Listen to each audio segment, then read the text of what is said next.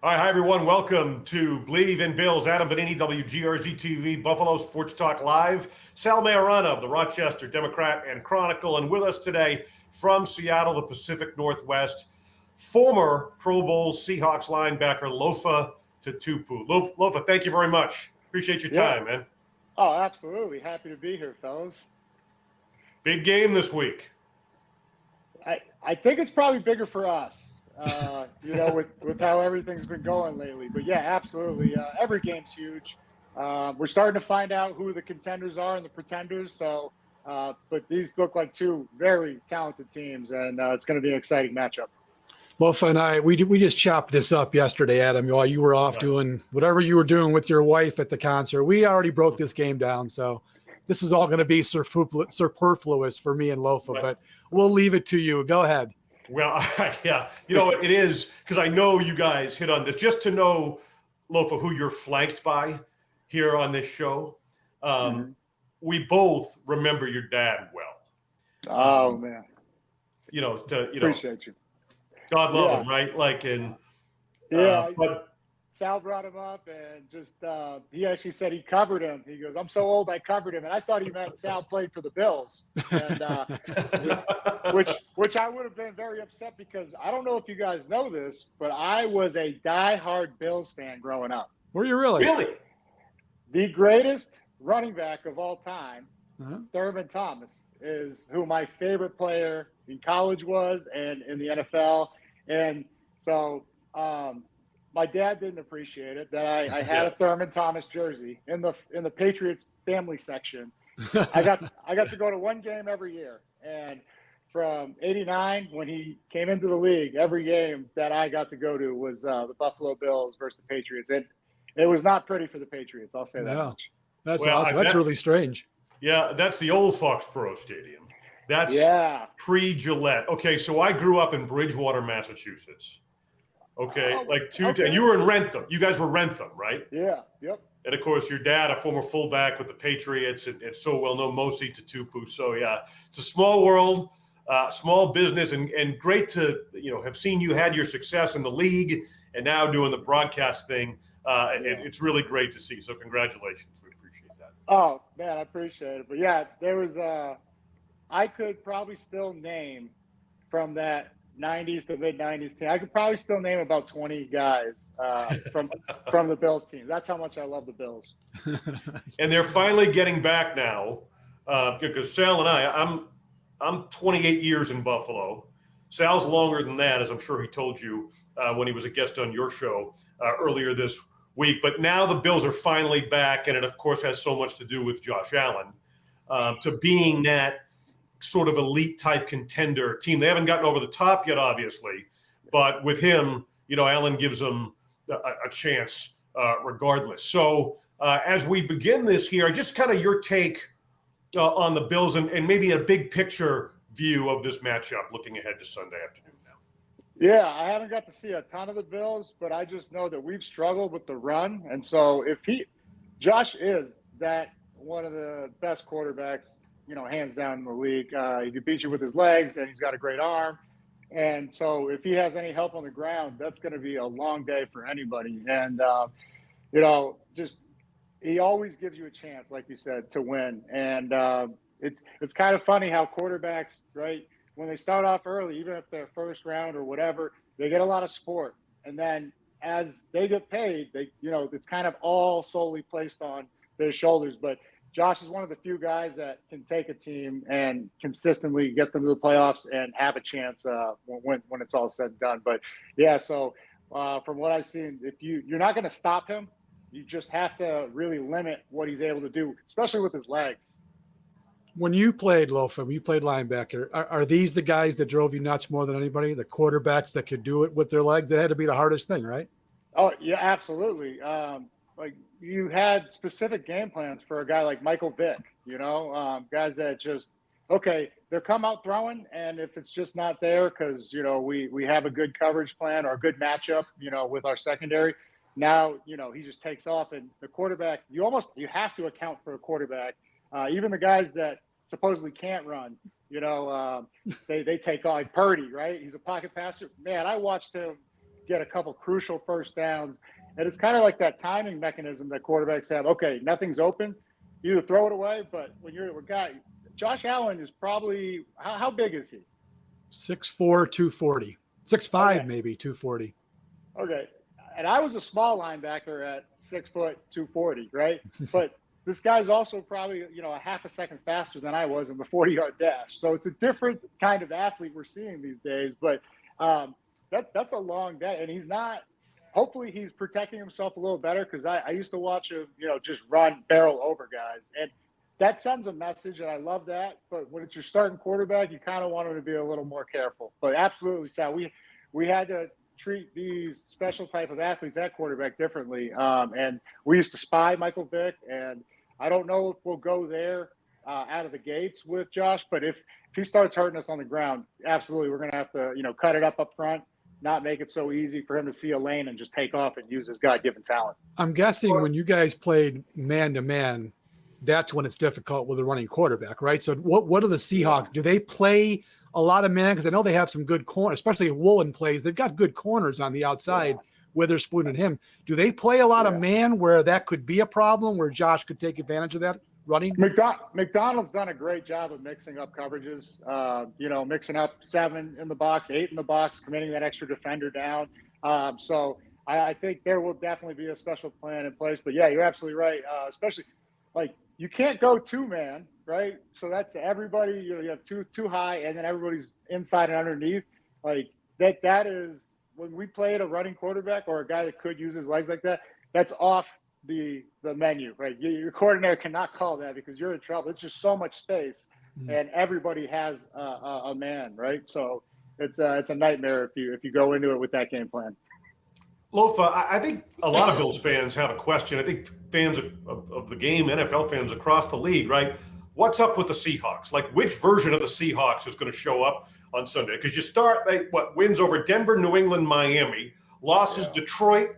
The Giants is one that stands out, obviously. San Francisco, I know you're cringing as I mentioned that loss to New York, right? Yeah. But then a convincing win on the road against the Atlanta Falcons, right? So what? It's been kind of Jekyll and Hyde with this team. What's been their story?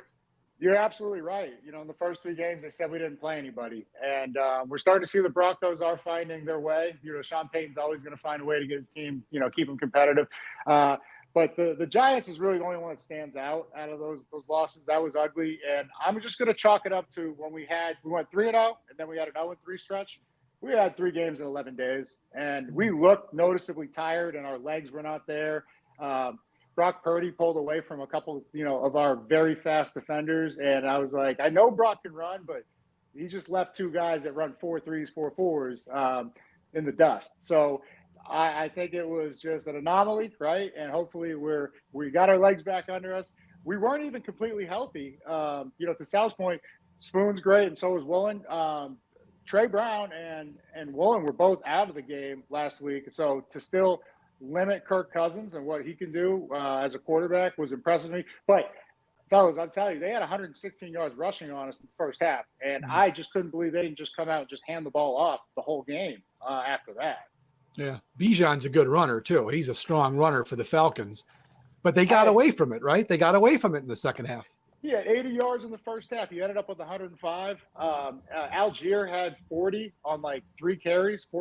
They were averaging 8 and 9 or 10 yards a piece. And it was just consistent, consistently getting positive yardage, 5, 7, 20.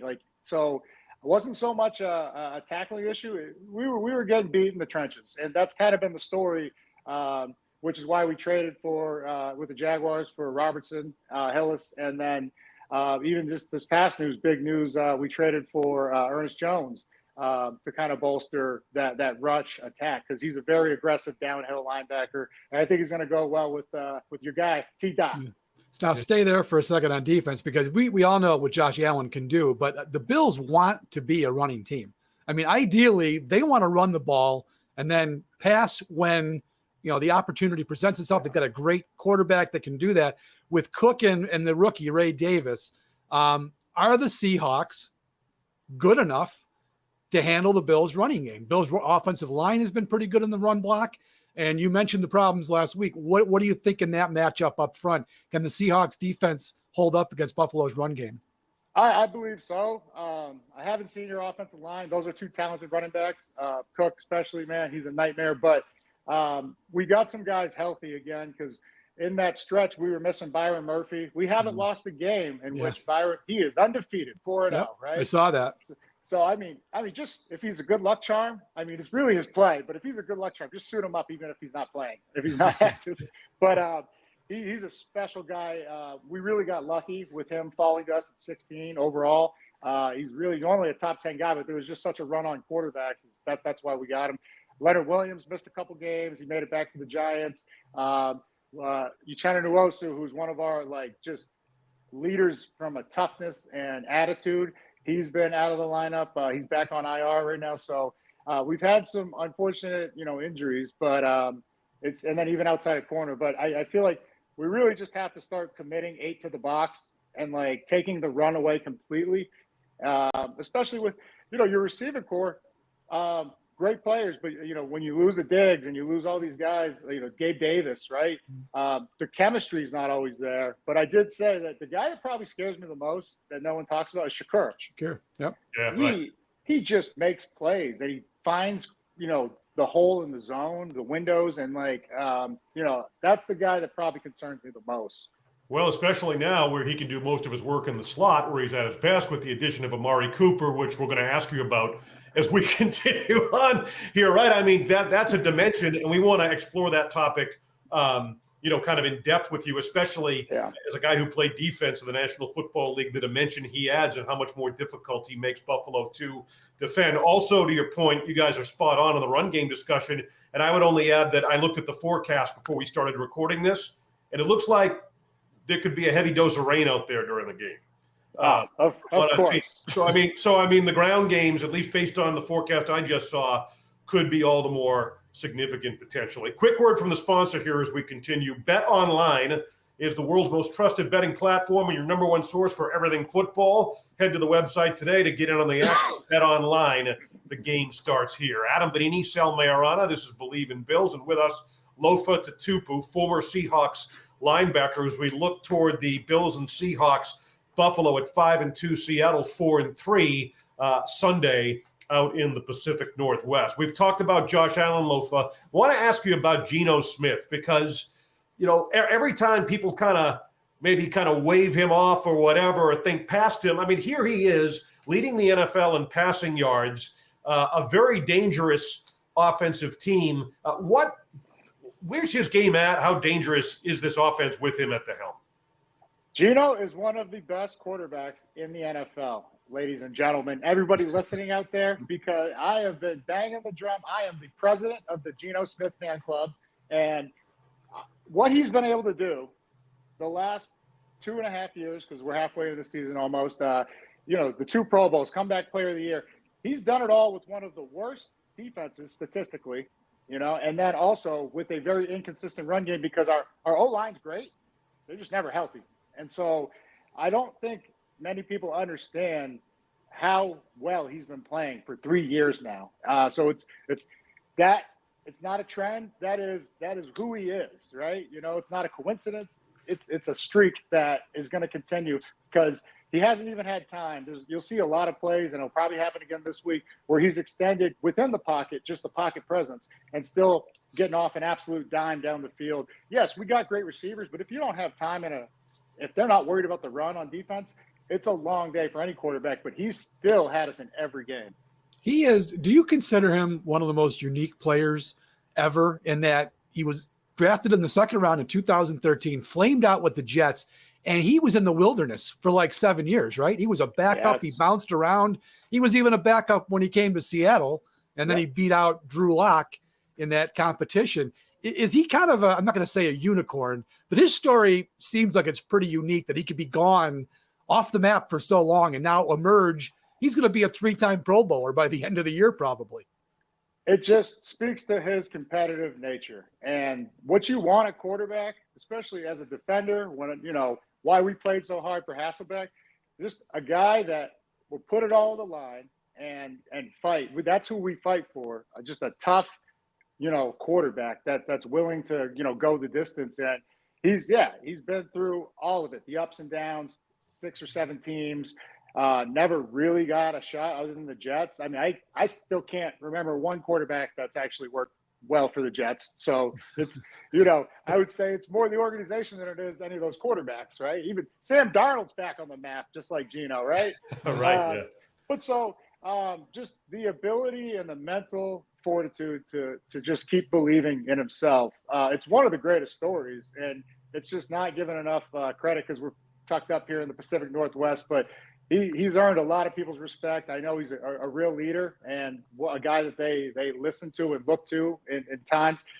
9 or 10 comeback wins, and he's had to do that because he hasn't had a great defense. So, like, if we just get healthy on that offensive line and then we just get a little more chemistry on the defense, because it's a lot of new parts, and that's what I see the biggest thing. The communication aspect probably isn't as smooth as it could be. But when that starts clicking, you'll see, like, just what we did last week. The turnovers and limiting the penalties, that was really the story of the game for us going down to Atlanta when no one gave us a chance, coming out with a 20-point win. Yeah, the matchup at quarterback is very intriguing from Geno Smith, who let's get back to Josh Allen for a second and that Buffalo passing game, because this is an important aspect. We saw what the addition of Amari Cooper, just having been with the team a few days after that trade, what it did for the Buffalo in the win over the Titans, particularly that second half last week. I mean, Cooper opens things up for everyone else in that receiving core. So, Allen is a guy where that passing game early on, Lofa, it really lacked the explosiveness that we have seen in the past because they really didn't have a guy with the departure of Stephon Diggs that you mentioned before that could take the top off a defense. Now you've got a guy who can do that and, oh, by the way, open things up for everybody else and really kind of fit them into roles that really fit their skill sets. Right. So as a former linebacker in the National Football League, you look at a Josh Allen and what the Bills bring offensively and in terms of the run game as well. Right. Now you added Amari Cooper. How much more difficult does that make them to defend? You got a guy that can take the top off a defense. It's a nightmare. Like, because, all it takes is one long play, one long scoring. And like now the coordinator is like, all right, we have to either double team, commit to, or like we have to change the entire scheme.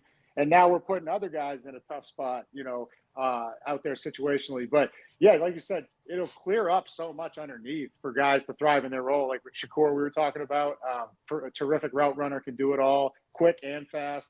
But yeah, it poses a real problem and a threat to just not just the players, but the coaching staff. So flip back to the other side and go back to your passing game. Metcalf is, one of the most explosive players in the league. There's no question about it. Whether he plays or not, I know it's up in the air. Even if he does, he's probably going to be a little bit limited. As you said, it's an MCL sprain. Yeah. So if he doesn't play, Lofa, what does that do to the Seattle passing game, not having that explosive threat on the field? Yeah, Tyler Lockett he's so crafty. He can still go vertical and stretch, but it's not going to be the same as, you see a 6'4" DK just blazing at 22 miles an hour down the field where you got two guys just like me, you, and they're like, no, both of us, we got to go cover him. So it'll be a little different, but they still, like, if you play zone, Lockett and JSN are going to eat that up. And then we got Jake Bobo, an undrafted kid out of UCLA. He's like 6'5", and because I think he ran a 4.9. So this could be the first receiver in the history of the game that I'm faster than. And but the way he gets into guys' blind spots, right? He gets their hips turn and then hits the gas. And he's got game speed, which thank God I did too, to make up for that 4.840 I ran. But he's a big target and he's very consistent, and like he's in the spot when Geno needs to let go of it. He gets open early. You see a lot of these guys, they're trying to juke people to, make them look bad. It's kind of this younger generation. Now I sound like an old head, right? Just get open now, because Geno literally doesn't have time back there. So it's gonna be a tough, you lose a guy like DK, it's gonna be tough to replace him. You can't. It's gonna be by committee. And then I think you could even see Kenneth Walker, K9, go out wide, and he presents problems as a receiving running back. Yeah, because I was going to say the Bills corners, Douglas and Benford are really terrific players. They've had a great year. Yeah. They're a good tandem, but I would say that neither one of those guys is a blazer. And even in the secondary, the deep secondary, Taylor Rapp, good athlete. DeMar Hamlin is probably not a starting player. That's where I think Metcalf could have really hurt them. The speed deficiency the Bills have. They play a lot of zone and they take away some of that, but that's where it's going to hurt Seattle if he doesn't play. Oh, yeah. And if you play a lot of zone, all the fantasy owners out there, listen up. Start JSN and lock it, because there's windows in zones, as we all know. And if the first one's not there, or they see Geno under duress, they know how to slide over and get open and come back to the ball. And it's really it's artwork when you watch it. It's beautiful. And so, but yeah, we need DK, at least even as a decoy. Like we're talking about Amari, even if he didn't know the playbook, just send him deep. Yeah. Who can run with him? Yeah. Sure. All right. So along those lines, in terms of vulnerability in the Buffalo defense, Sean McDermott, as we've recorded this, has updated things from an injury perspective.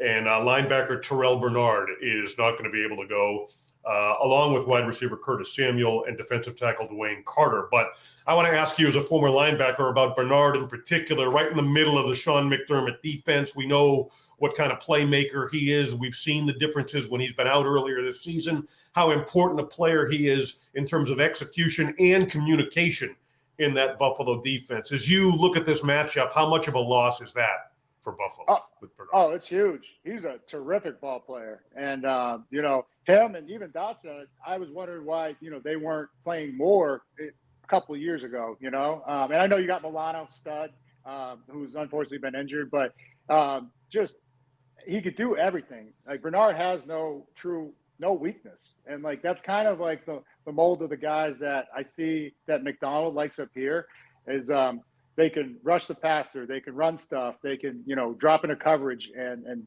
take over tough duties. So that's I really like watching guys like that play. I feel like I was kind of one of those guys. I didn't really excel in anything in particular, but I could do pretty much everything that's asked. And that's, you have to do everything these days, especially with the offenses and the RPO and all that. Sure. I really felt like I should have played. I was born 10 years too early. Now you played at 240, right? Yeah. Okay. So Bernard is playing linebacker at 220 pounds. And I contend he's had injury problems. He got hurt last year. He's gotten hurt twice this year now. And actually, he's had 3 different injuries this year, but he's missed time because of 2. Tell me, at 220 pounds in the middle of all that chaos, is that partially maybe responsible for why he's having trouble staying healthy? Absolutely. Because, you really – that was a safety when I was playing, right? Yeah. But I did do some consulting work for the Hawks the last couple of years, and a heavy linebacker these days is 230, coming out of college. I'm like, that's a big dude. But that's because, you're seeing these body types that normally would be a safety. Cam Chancellor was 6'4", 235, right? Mm-hmm. That was our safety. Yeah. So, and now these days, he'd be a middle linebacker, So it's definitely just the way the game's gone. There's different body types and molds, right? But that definitely contributes to that's in the middle of the trenches. It's tough. I can't imagine being 220 in the middle of the trenches, man. Now, Lofa, very interesting to get always a former player's perspective and some insight on this. We really appreciate your time as we speak. Buffalo is a 3.5-point favorite in this game on the road. So as we wrap this up here, you're also affiliated with the Believe Network, have a show. Tell us about what you're doing and how people can check out your work leading up to this game. Yeah, so Take 12 podcast, and then also All Day. We got on YouTube, we're All Day. So, kind of a collab of sorts. And, so doing that, it's been fun. I never thought I'd be in media because I hated talking to reporters, Right.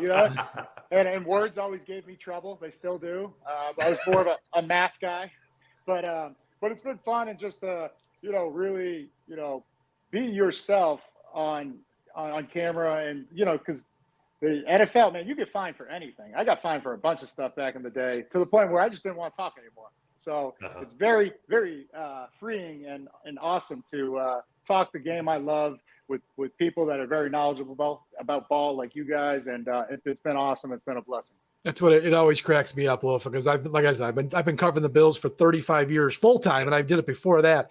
All these former athletes who used to piss and moan about talking to media, now they're all making a living in the media. You're like you, Right. well, because now you're allowed to swear and be fun. Like I'm not made for TV, or even radio, because I will. Like usually I grew up in Boston, or just 20 minutes, 30 minutes outside of Boston. So we swear on the East Coast, right? Like, right. It's just part of who we are. It doesn't mean I'm mad. It doesn't mean I'm angry. Just this is it's in my DNA. And so it's very, very nice to, be yourself and not have to worry about being censored, so to speak. That's more really what it is. No, it is to what Sal just said. Rob Ray is the guy's name, former Sabres enforcer back in the day, well-known, loved in Buffalo, and, was always interesting to talk to in the locker room. And when he finally retired, and now he does color on the broadcast, he's been in media for decades now. Sal, I said to Rob, welcome to our side of the force. Yeah. Dude, Dave Pearson, who was the head of PR for the Hawks, like before Marshawn came along and kind of did the I'm not talking to the media. I was that guy.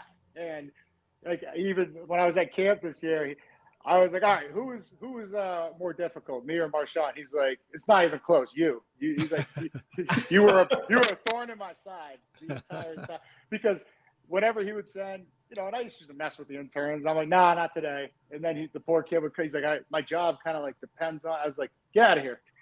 And then I'd see Dave walk into the doorway and just look, and I was like, all right, I'll be there. Like that's when I knew it was real and he needed me at the podium. But just again, it wasn't anything malicious. It was just we're so focused on the game. It's like we didn't really even want to be bothered talking about it, Mm-hmm. and there's you got certain rules and guidelines, right? Because of the fine system, and it was almost stressful to have to talk to the media. Yeah, well, I know you've been in it for a while, but just welcome to the dark side is all I'll say. Right. Yeah, right. And the Marshawn thing started in Buffalo. Sal and I can both tell you stories. I mean, he started that whole, it was not long after he was drafted, Sal. Yeah, I think like by his second year, he was sick of the media. Yeah, right. He would just stand in his locker with his back to you, and that was it. That's what you were getting. So I don't know.